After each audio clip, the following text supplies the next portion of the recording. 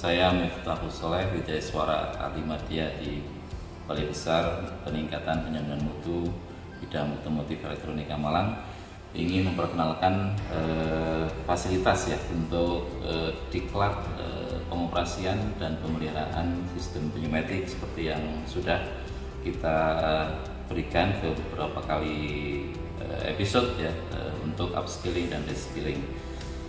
Dalam diklat ini kita menggunakan berbagai media ya, untuk menunjang keberhasilan diklat. Salah satunya adalah media yang kita menggunakan flip chart atau papan simbol yang bisa digunakan untuk menjelaskan cara kerja rangkaian dengan simbol-simbol yang ada magnetiknya nih ya, nempel, bisa kita geser-geser ya untuk menjelaskan cara kerja dari katup. Misalnya ketika katup ini bekerja maka bisa bergeser ke posisi yang ada di poin 1, maka posisi sambungan-sambungan antar lubang-lubang di dalam katup sudah menjadi berbeda, bergeser. Lalu kemudian dampak dari ini maka akan menyebabkan silinder bisa bergerak maju dan seterusnya. Jadi ini sangat membantu buat sekalian untuk memahami ya, cara kerja dari sistem pneumatik. Kemudian dari penggunaan media cat ini, maka setelah para peserta paham terkait dengan cara kerja rangkaian, akan kita buktikan dengan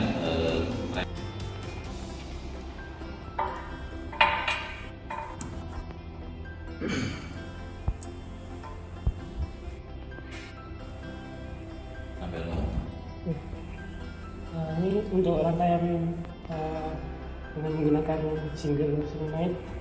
Di sini kita sambungkan ke baterainya juga, kemudian kita buka valve-nya, kita coba nyalakan.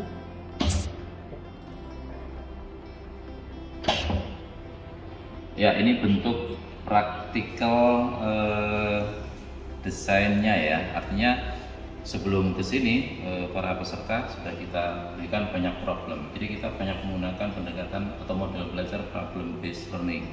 Sebelum nanti masuk kepada model project based ya. Jadi kita full problem based.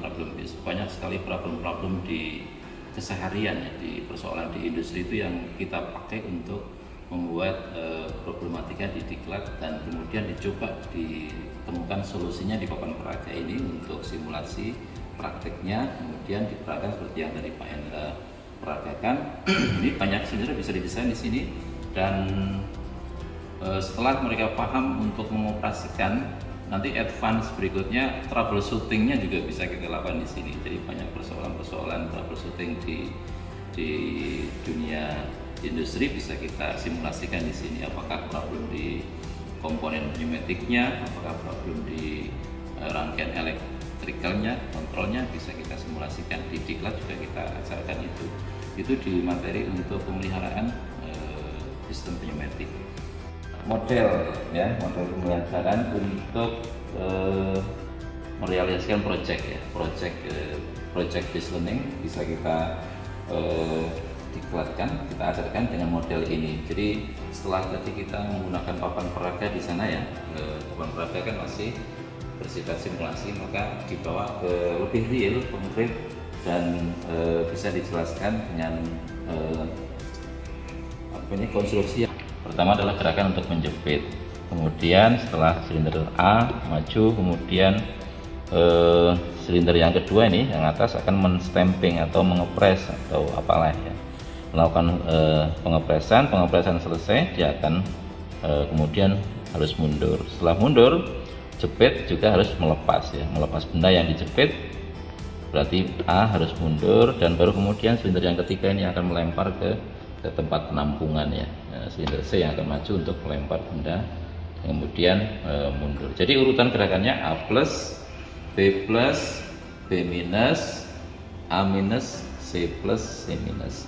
Ini urutan seperti ini diselesaikan dengan metode sequence control ya, jadi kontrol berurutan. Project based sekarang menjadi pilihan yang utama ya untuk kita mengajarkan atau melatihkan model pembelajaran yang penuh dengan muatan soft skill, karena sekarang di paradigma pembelajaran baru, maka sekolah-sekolah harus banyak melakukan proses pembelajaran dengan memilih model pembelajaran ya problem based, ya inquiry discovery, ya kemudian yang puncaknya project based learning, karena dengan model-model itu kita sangat banyak bisa menguatkan karakter-karakter soft skill yang notabene di era ini menjadi kebutuhan yang sangat dominan.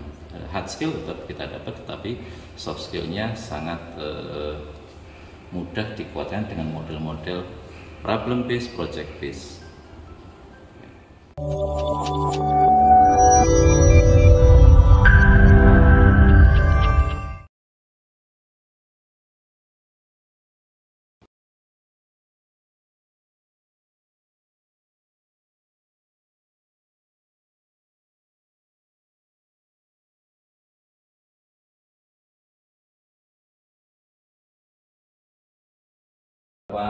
Model ya, model pembelajaran untuk merealisasikan project based learning bisa kita diklatkan, kita ajarkan dengan model ini. Jadi setelah tadi kita menggunakan papan peraga di sana ya, papan peraga kan masih bersifat simulasi, maka dibawa ke lebih real, konkret, dan bisa dijelaskan dengan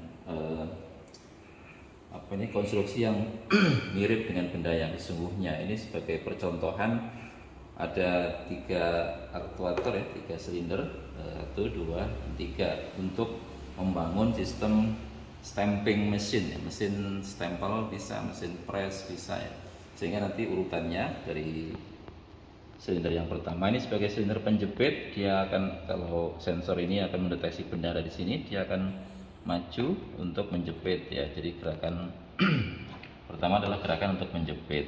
Kemudian setelah silinder A maju, kemudian silinder yang kedua ini yang atas akan menstamping atau mengepres atau apalah ya, melakukan pengepresan selesai, dia akan kemudian harus mundur. Setelah mundur, jepit juga harus melepas ya, melepas benda yang dijepit. Berarti A harus mundur, dan baru kemudian silinder yang ketiga ini akan melempar ke tempat penampungan ya. Silinder C yang akan maju untuk melempar benda, kemudian mundur. Jadi urutan gerakannya A plus, B plus, B minus, A minus, C plus, C minus. Ini urutan seperti ini diselesaikan dengan metode sequence control ya. Jadi kontrol berurutan. Project based sekarang menjadi pilihan yang utama ya untuk kita mengajarkan atau melatihkan model pembelajaran yang penuh dengan muatan soft skill, karena sekarang di paradigma pembelajaran baru, maka sekolah-sekolah harus banyak melakukan proses pembelajaran dengan memilih model pembelajaran ya problem based, ya inquiry discovery, ya kemudian yang puncaknya project based learning, karena dengan model-model itu kita sangat banyak bisa menguatkan karakter-karakter soft skill yang notabene di era ini menjadi kebutuhan yang sangat dominan. Hard skill tetap kita dapat, tetapi soft skillnya sangat mudah dikuatkan dengan model-model problem based, project based.